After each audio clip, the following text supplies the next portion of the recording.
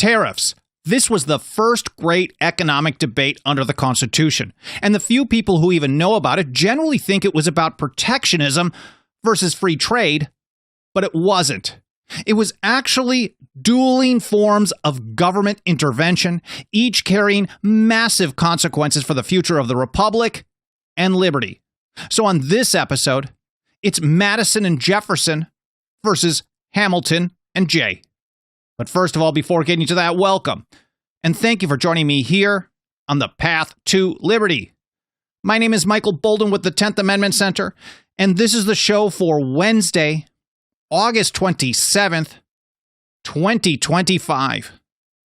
And we have to start out on this one with the text of the Constitution. This is Article 1, Section 8, Clause 1, the so-called General Welfare Clause, which reads, "The Congress shall have power to lay and collect taxes, duties, imposts, and excises, to pay the debts and provide for the common defense and general welfare of the United States.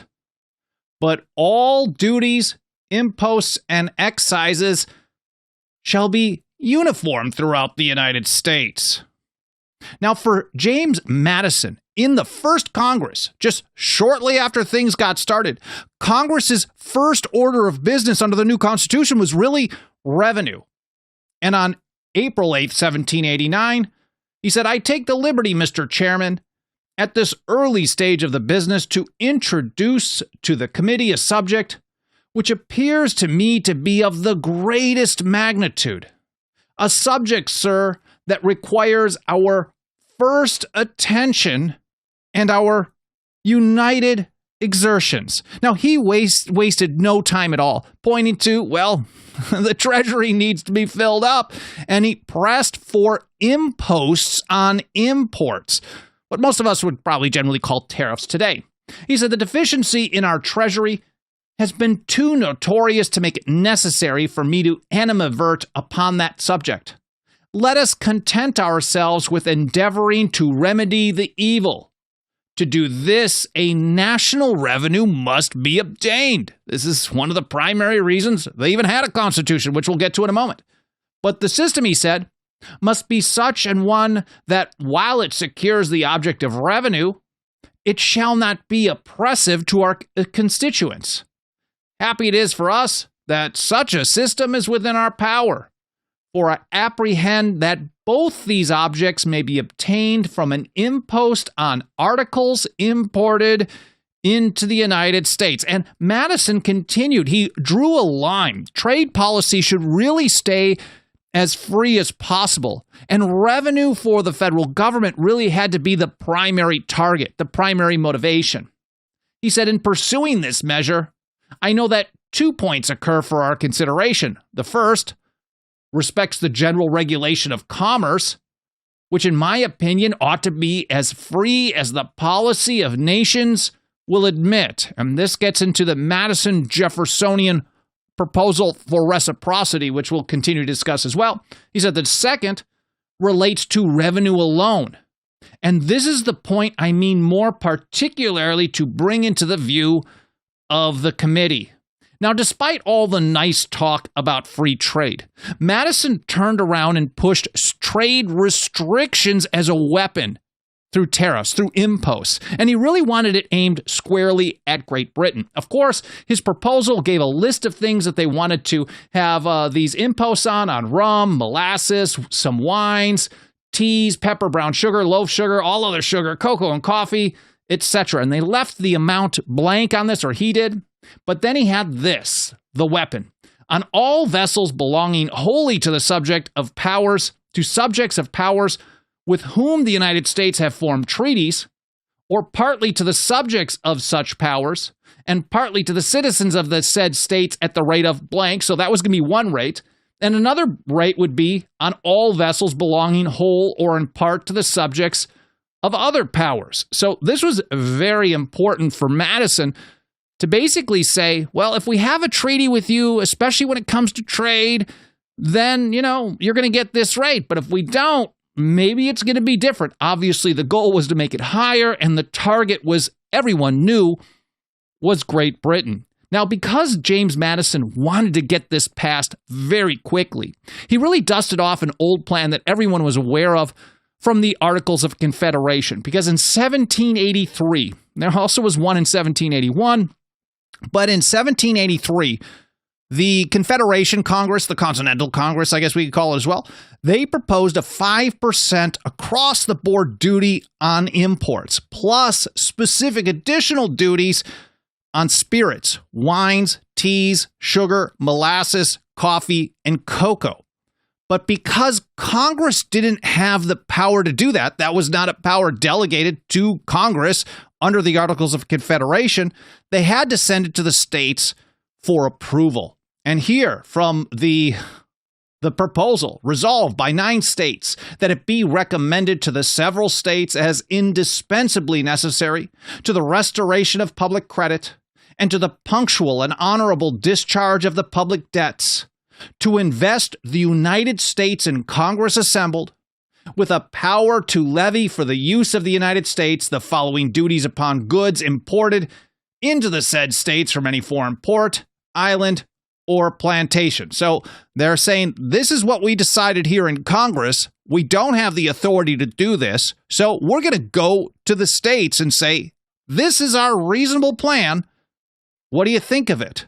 Now, under the Articles of Confederation, which let me pull this up here, in Article 13, this required unanimous consent of the states. A single state could basically veto the entire thing, which is what happened. But here from Article 13, nor shall any alteration at any time hereafter be made in any of them, in any of the articles, unless such alteration be agreed to in a Congress of the United States and be afterwards confirmed by the legislatures of every state. It absolutely required unanimous approval of the states in order to make any changes. Now, but by early 1786, mind you, this impost of 1783, they sent it out there, and here it is, early 1786. It was pretty much dead in the water. Most of the states actually approved it in one form or another, but they weren't agreeing exactly the same. So most of the states were saying, okay, we'll pass in the legislature approval of this, but maybe they wanted the enforcement done by the state versus by Congress in one state, or maybe one state didn't want a certain rate. So there were varying forms of this. But Congress really, really wanted to push forward, so they tried to push the states for approval one last time. They pointed out in their report that 2 only of these 9 states have fully acceded to that system in all its parts, and that the 4 other states, Rhode Island, New York, Maryland, and Georgia, have not decided in favor of any part of the system of revenue aforesaid, so long since and so repeatedly presented by Congress for their adoption. And my understanding, I'm not an expert on the debates that went down after this, but my understanding is in essence, all the states approved some version of it, but it didn't, they didn't approve exactly the same. And so then it absolutely failed. Now, this failure of the impost of 1783, few people are even aware of this. Some people will point to Shays' Rebellion, for example, but this was one of the primary things that actually led to the Philadelphia Convention in 1787. The Annapolis Convention the year prior called for amendments and eventually the revision in proposing of an entirely new system of government that became the Constitution for the United States. And here from a really interesting paper that was published some years ago by Calvin H. Johnson, he pointed out that the defeated proponents of the 1783 impost became the Federalists in favor of the Constitution in 1788 in New York specifically.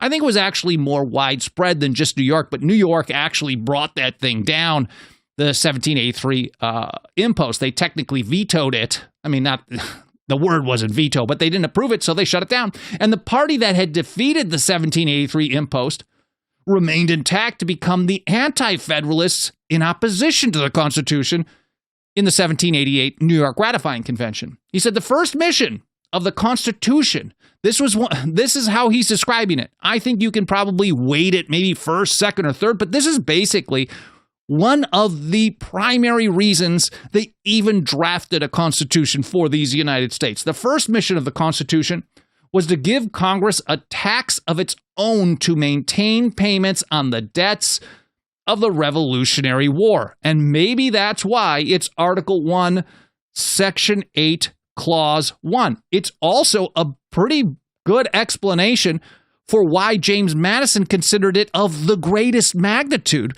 when he rose in that first Congress in April of 1789 to say, we got to get this done, because after all those years, first in 1781, which I only kind of hinted at, there was another proposal that failed. And then in 1783, here it is, 6 years later, that they've been trying to be able to pay down these debts to raise some revenue. And he's like, okay, finally, we've got the power to do this.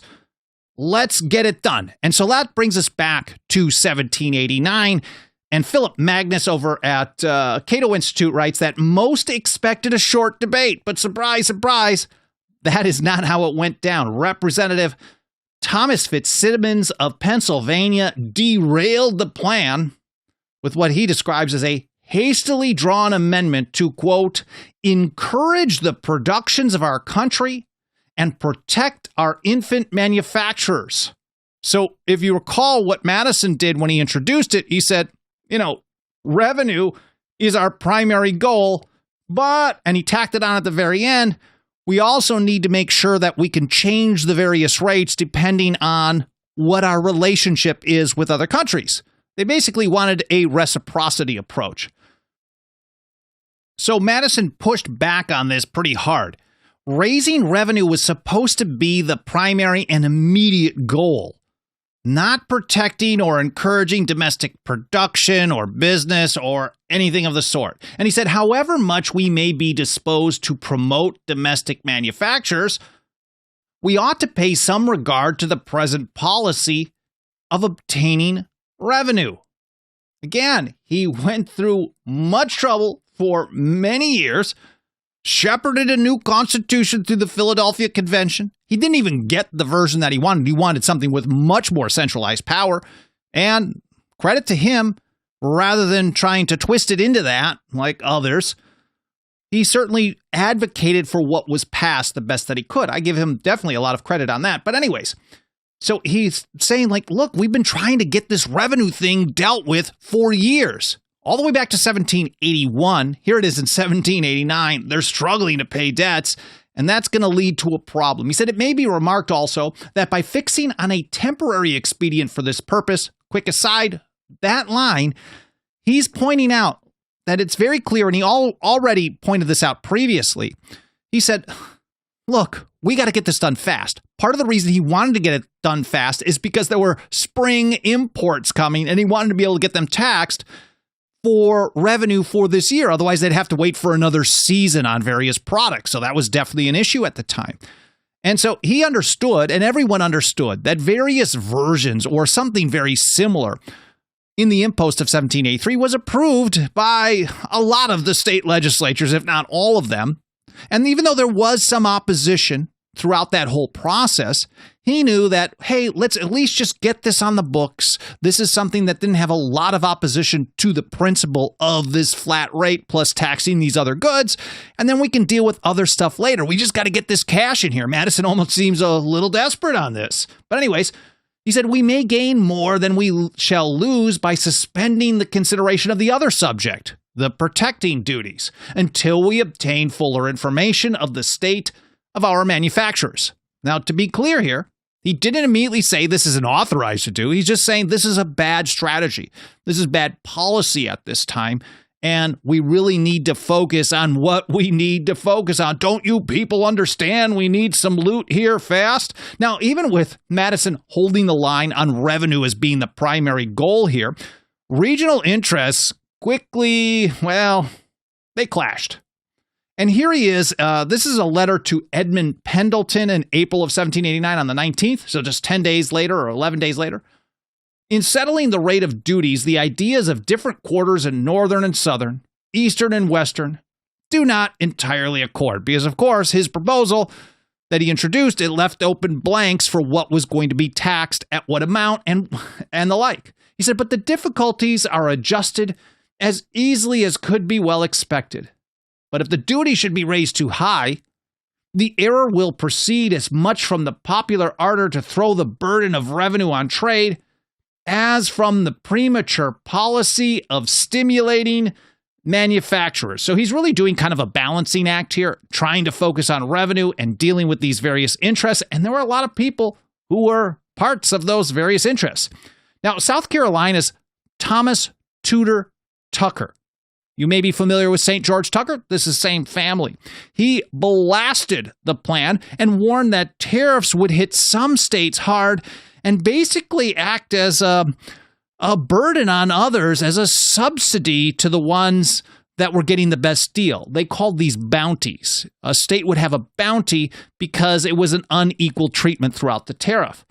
He said, I cannot consent that it should bear heavy on certain states. He said, I am willing to give every proper encouragement to shipbuilding in the United States. This is one of the industries that was probably very well represented. He said, but I cannot consent that it should bear heavy on certain states, while part of their burden is received by others as a bounty. Now, in New York State, or from New York, Representative John Lawrence, he was also in favor of small uniform duties, uniform tariff as a tool to raise revenue. But he certainly approached it with more of a free trade, free market type of thing rather than a protectionist approach. He didn't want to see the government manipulating the economy. And here from the debates in Congress, April 21st, 1789, the gentleman mentioned that the commerce of Britain with this country was too great in proportion to that of other nations. So he's acknowledging that, we're kind of stuck in this trade situation with Britain, and Britain isn't super awesome to us. We've got a lot of issues with them, and it does ramp up. So they all recognized there was kind of an issue. But he said, but this is a point not for the government to settle. That's pretty advanced for the time, I would think. I maintain, he said, that the merchants of America are well able to understand and pursue their own interests, and the advantages which they obtain tend to the wealth and prosperity of the Union. And again, he hammered the point home. Trade policies, trade choices, economic choices should be up to the market, not government. Now, there were some free traders. Pelatiah Webster is another name that most people have never heard, but John Lawrence was pushing more in this direction than many others. He said if they find it in their interest or convenience to form connections with the subjects of one nation in preference to another, why should the government interfere to dissolve it?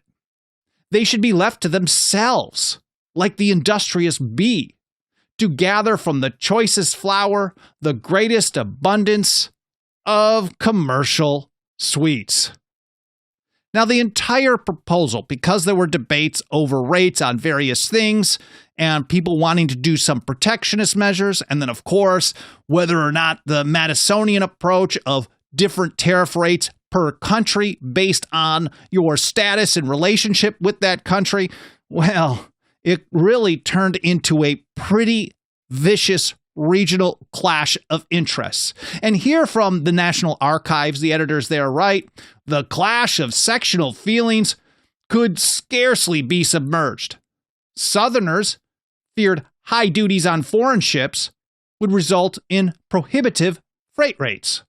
Spokesmen for the backcountry settlements warned that a salt duty would be a hardship on their constituents. Pennsylvanians urged protective duties on local manufacturers, which others denounced as a tax on agriculture. And New Englanders declaimed loudly against a tax on molasses as ruinous to their rum distilleries and fisheries. Now, this is their version of this, their kind of overview take over at the National Archives, but I think this is a really good summary of how this debate went down, and this is going to sound very familiar. Their only common ground seemed to be a tendency to bemoan unpopular duties as, quote, oppressive to the poor. So if it's a popular one or something that's going to support the interests in your district or in your state and you're going to be really popular there, then that's not oppressive to the poor. But anything that's unpopular, well, that's oppressive to the poor. They always say, but it's for the children or it's for helping the poor people. This has always happened in government all through history. The land of the free is no different. except for the proposal. Okay, so their only common ground was the tendency to bemoan unpopular duties as oppressive to the poor, except for the proposed 6 cents per gallon duty on molasses, which the Massachusetts members denounced to the end. These differences were adjusted in a spirit of mutual concession. Now, James Madison got a little bit of what he wanted, but some of what he wanted didn't make it. I'll get to that in just a moment, but I first want to mention that I realize I'm going through a lot of really important historical information pretty quickly here, but it's my hope that this episode, like all the others, serves as sort of a highlight reel for you. It encourages you to read and learn more on your own time. And if you're that type of person, you are in luck because the TAC has got your back. A couple of hours after every episode is done, after the live stream is done, we publish a blog post for that episode. Alan Mosley consistently and awesomely does the job getting that organized, and I get it published over at 10thamendmentcenter.com/path to liberty. We also try to post it as a pinned comment on some of the platforms. Don't always get a chance to do that. Depends on my schedule. But Alan will get this organized in a way you're going to see the title, a quick overview, audio player, video player, and then there's a show links section. And provided my notes are decent here, which I think I did a pretty good job on them, Alan will get these organized. So the stuff that I'm mentioning, the various speeches and the like, papers that I'm discussing, they will be in the show links section for the blog post, generally in the order that I go through it in the episode. Again, 10thamendmentcenter.com/path to liberty. But let's get back to it. What is happening in this first great tariff debate, which actually goes on much, much longer? So James Madison got his trade weapon against the British passed through the House. It got out of the House, but ultimately he didn't get his way. And here again from the National Archives, they point out that as passed by the House, both the impost and tonnage bills embodied the principle of commercial discrimination.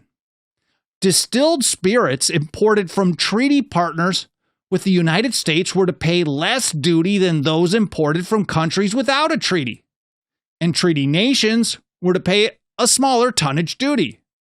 But much to Madison's dismay, the Senate eliminated both discriminatory clauses, a decision the House reluctantly accepted. So the House was definitely Team James Madison.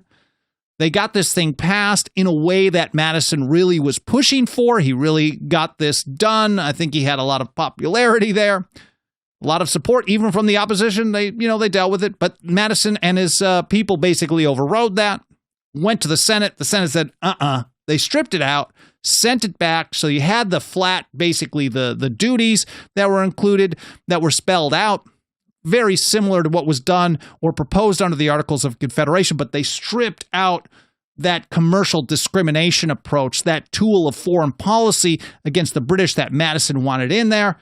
And so the House said, okay, let's just go with it because we got to get this done. I'm not sure. Maybe Madison said, yeah, we'll follow up later on this, but let's get this passed because it was all the way into July. And on the very symbolic date of July 4th, 1789, President George Washington signed the very first tariff, the Tariff Act of 1789. From my understanding, after the Oaths Law, this is literally the second thing ever passed by the Congress and signed by a president under the Constitution for the United States. Again, the Tariff of 1789. But as I mentioned, this is far from the end of the story. Not even close. Because in early 1790, Alexander Hamilton kind of ups his game. He was very much involved on the effort to get the impost of 1783 passed. He was very much involved in pushing to get a new constitution. And now he's very much involved in trying to push these tariffs through as well and to expand on them. So in early 1790, I believe it was January 9th, 1790, Hamilton presented his first major economic plan, his report on public credit. And he really pushed the need for raising even more money than what was approved in that Tariff Act of 1789 to deal with the debt from the War for Independence. He said the public debt is, under the present circumstances of this country, the true desideratum toward relief from individual and national embarrassments. So it's essential. We got to get more loot in here, said Alexander Hamilton. Then he went through some accounting and laid out how much more money they needed to collect, along with a plan on how to get that done. He said this sum may, I think it was like $2 million some odd dollars. This sum may, in the opinion of the secretary, be obtained from the present duties on imports and tonnage, with the additions which, without any possible disadvantage either to trade or agriculture, may be made on wines, spirits, including those distilled within the United States, kind of a hint or precursor to whiskey tax there, teas, and coffee. Now, for months, Congress debated Hamilton's plan, primarily on funding and debt assumption. But now going forward all the way to August of 1790, they finally passed the Tariff Act of 1790 to pay for stuff. And to do that, they increased the rates of the 1789 law, especially on the wines and spirits, the stuff that Hamilton really called for in that report earlier in the year. So this is Tariff Act number 2, August 10th, 1790. But even with this second Tariff Act, it was still revenue first as its focus. Revenue was the primary goal of this. And so in 1791, Hamilton really tried to flip the switch on this with what became his very famous Report on Manufactures. This is December 5th, 1791. Of course, it'll be linked to in the show notes. He wanted tariffs to shift from the approach that Madison took, which is revenue first, that he followed, revenue first, and shift away from possibly using it as a tool of foreign policy, but instead as a focus of the tariffs. He wanted them to be a tool for protecting domestic industry. That should be the primary goal to Alexander Hamilton. He called them protecting duties. That was his term. And he called those protecting duties, duties on those foreign articles, which are the rivals of the domestic ones intended to be encouraged. He said duties of this nature evidently amount to a virtual bounty. That's that term bounty. It's like a subsidy, really. A virtual bounty on the domestic fabrics, since by enhancing the charges on foreign articles, they enable the national manufacturers to undersell all their foreign competitors. So in other words, make the foreign stuff really expensive, and this is a subsidy for the domestic. He said it has the additional recommendation of being a resource of revenue. So at this point, Hamilton is making it very clear that the goal of tariffs should be to make foreign products more expensive. That way, the domestic products will be cheaper. It acts as a subsidy. And then additionally, they can get some revenue. So that was his effort to flip the switch on this. And so over the next 5 months, that was December of 1791, Hamilton worked through Congress to adopt most of his proposals for the higher tariffs. And they did that with the third Tariff Act. This is the Tariff Act of 1792 in May of that year. But even then, it really ultimately was about raising revenue, not the restrictive protectionism that Hamilton was calling for, that virtual bounty or a subsidy by another name. So this is Tariff of 1792. Now here is the big twist.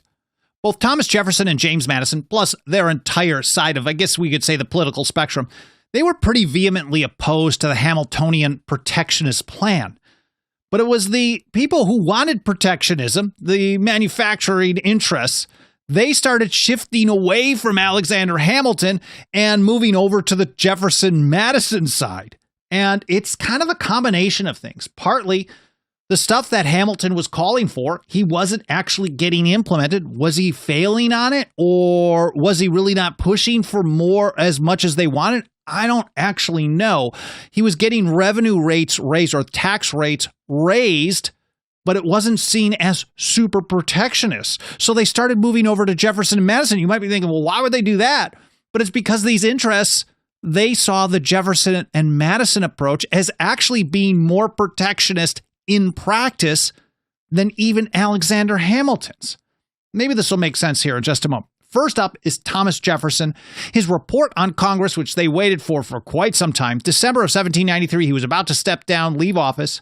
He pushed for what they called reciprocity. He said, where a nation imposes high duties on our productions or prohibits them altogether, it may be proper for us to do the same by theirs. So if they're going to tax us, we are going to tax them right back. If they are going to ban our product, we are going to ban them right back. This is the same type of proposal that James Madison briefly pushed for, or, well, he got it through the House in 1789. Jefferson continued, such duties, having the effect of indirect encouragement to domestic manufacturers of the same kind, may induce the manufacturer to come himself into these states, where cheaper subsistence, equal laws, and event of his wares, free of duty, may ensure him the highest profits from his skill and industry. So the fact of the matter is, so many people today will say, oh, you want these protectionist trade policy. This is mercantilism. That's Hamiltonian. But ultimately, it was most of them. It was just different versions of it. Jefferson and Madison wanted to use it as a tool of foreign policy. Treat us one way, and we will treat you the same way back, to try to kind of pressure them into changing their policies. And Hamilton just wanted to be more protectionist based on first looking inward and say, well, which industries do we want to promote? We'll focus on that. So you can see how the emphasis and the focus started in different directions, but the results were very similar for certain manufacturers. So those who would get more encouragement domestically were certainly moving over to this side of the political spectrum and away from the Hamiltonians because of this approach. Now, next up, right after Jefferson stepped down, is how do you put this plan into practice? It's actually pretty long. Of course, it'll be linked to in the show notes if you want to read the whole thing. But here again from the National Archives on January 3rd, 1794. 3 days after Jefferson retired from office, this was as Secretary of State, James Madison launched the Republican drive to implement the report's legislative recommendations by submitting 8 resolutions to the House. Here they are. The first generally stated the desirability of a more rigorous policy of commercial discrimination. The next 6 called for specific discriminatory measures clearly aimed at British trade and shipping, and the last provided that compensation to American citizens for losses caused by foreign countries acting in violation of international law be paid from additional duties levied against those countries. That was James Madison's version of pushing forward the Jeffersonian plan for reciprocity. Now, by spring of 1794, there was a lot of debate over this. There was certainly opposition, but it hadn't been passed. And by spring of 1794, it was reported that Britain had been seizing. Well, everyone knew there was a problem with the British. The British were still very aggressive. They certainly did not like what went down in the War for Secession, the War for Independence. And by earlier spring of 1794, a couple of months after Madison had introduced these resolutions in the House, it was reported that the British had seized somewhere between 200 and 300 American ships. War looked imminent at this point in 1794. So Hamilton urged George Washington to do everything possible to avoid another war with the British in 1794.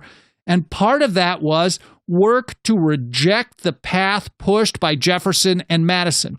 Now, Washington wasn't the kind of guy like Hamilton where he was going to be willing to go down to Congress and say, hey, you guys, what's going on over here? There were a lot of people in Congress, and I know Brian McClanahan has talked about this on his show maybe some months ago, who were pretty unhappy. They didn't like the idea of someone working in the executive branch coming to the legislature and presenting reports like this, trying to kind of tell the legislature what they should be doing, lobbying in essence. Hey, you're executive, get the heck out of here. Obviously, not everyone thought that, but George Washington took a different approach. I'll get to that in a moment. But here's Hamilton. They weakly hope that they may hector and vapor with success, that the pride of Great Britain will yield to her interest, and that they may accomplish the object of perpetuating animosity between the two countries without involving war. Hamilton thought it was absurd that during this situation where the British were being aggressive, that, and mind you, Hamilton kind of had some fantasies of rejoining the British Empire, so maybe there was a little bit there as well, but he certainly did not want to get into another war. I don't think anyone really did at that point. On the one side, you had people thought, well, we are going to, with our trade power, we are going to pressure them into changing their approach to us. And on the other side, Hamilton convinced Washington that, well, no, this isn't going to happen. If we keep doing this, they are going to come and they are going to do it really aggressively. So to head off the war, Washington actually sent Chief Justice John Jay, Chief Justice of the Supreme Court, as a special envoy, in essence, to London to negotiate. And the result was known as the Jay Treaty. This was in 1795, I think, when it was finally ratified. But what it did was it created a most favored nation status between the United States and Great Britain. It blocked the U.S. from basically imposing special tariffs on the British. Basically, it had to be uniform with other countries. So if you have a tariff rate on a product with this country, you can't make the one on the British worse or more aggressive. The British, in turn, basically had to give the U.S. the trade rates of basically whatever the best deal they were giving anybody else. And so despite being the guy who the treaty was named after, that he negotiated, that actually ended up probably averting another war with the British in 1795, this actually made Chief Justice John Jay one of the most hated men in America. Now, flag burning back then wasn't strong enough for the people, so John Jay was hung in effigy and then burned so many times that he reportedly said he could find his way across the country by the light of his burning effigies. But when we look back at this forgotten first economic debate, it wasn't, as many people might think, a battle between protectionists on the one side and free trade on the other. It was, as I said right at the outset, dueling forms of intervention. We have the Hamiltonian protectionist duties, protecting duties to basically boost domestic manufacturing, domestic business. And on the other side, you have Jefferson and Madison wanting to weaponize trade as a tool of foreign policy. Something that was seen by some people, at least at the time, as more protectionist than what the Hamiltonians were getting done. And again, this was not even close to the end of the story. This is really just phase one of it, because the debate ramped up dramatically in the years and decades to follow, with John Taylor of Caroline really being the leading voice on the pro-Constitution side, leaning more towards the constitutionalist approach, and then Henry Clay on the other side, leading the Hamiltonian protectionist side. Now, the big takeaway for us today is that there wasn't a single founder, not one, who even suggested, not Hamilton, not Jefferson, not Madison, not Washington, not anyone in between, who ever claimed that the president himself could unilaterally impose tariffs on anyone at any time for any reason or for no reason. There was no situation ever, because every single tariff had to be debated and approved by Congress. That's exactly what they did over and over and over, and that process continued to be followed in the years to come. Now, on top of this, there was not a single founder, none of them, who ever even suggested that Congress could take this power that was delegated to them in the Constitution and then just redelegate it to another branch like the executive branch. Oh, okay, well, this is delegated to Congress, and we all thought that Congress had to debate this thing and Congress had to approve it, but Congress decided to debate it, and they decided that, well, the president is the right person to make the choice. No, that's not how the Constitution was designed. And this principle, called the non-delegation doctrine, is something that I covered in much more detail in an episode earlier this year called Tyranny. Legislating from the bench is bad, but this is even worse. That will be linked to in the show notes. But ultimately, the bottom line is tariffs were a legislative power, and everyone knew it. Unfortunately, though, for most of us today, we never learn any of this stuff in the government-run and government-approved so-called education system. And that's why we work so hard every single day here at the 10th Amendment Center to reach and teach more and more people with these essential foundational principles about the Constitution, about liberty, plus forgotten history like this one right here that almost none of us have ever learned anything about. And nothing helps us do this work more than the financial faith and support of our members. So if you want to help us reach and teach more and more people, please consider joining us today over at 10thamendmentcenter.com/members. Our membership program starts out at just $2 a month. A couple of bucks of that quickly devaluing dirty government fiat goes a long, long way here because we punch way above our weight class. We also have annual, 5-year, and lifetime options. Again, that's 10thamendmentcenter.com/members. Now, if you don't want to become a member, that's cool, and you still want to pitch in and support us, that's super awesome. Or if you already are a member, thank you so much. I can't thank you enough for your support and want to pitch in again. I just want to make sure you're aware of how you can do that. That's 10thamendmentcenter.com/donate. You'll also find our address there should you want to send us some sound money like gold back or a check, money order, whatever works best for you works best for us. I really appreciate any consideration you give to putting your financial faith behind our work today. Thank you. Of course, there's a bunch of free and easy peasy things you can do to help us spread the word, primarily by interacting with the various video and audio platforms you may watch or listen on, hitting the like button, subscribe, notifications, reviews on Apple Podcast platform, comments, wherever they allow you to do comments, sharing links, or on the video platforms like YouTube. Watch time percentage is very important to the algorithm. A 20-minute video, if you watch it for 20 minutes, that's 100%, which is pretty solid. But 60 minutes, if my government-run school math is good, that's like 300% and really, really awesome. I know you get the drift. Again, I really appreciate any effort you can give to helping us spread the word. It really helps out a great deal. I really appreciate you spending some of your time with me today. I hope you enjoyed this episode. I hope it was interesting, maybe a little entertaining here and there, but more important than anything, I hope it made you think, and I hope you learned something. Thank you so much for spending some of your time with me today, and I look forward to seeing you next time here on the Path to Liberty.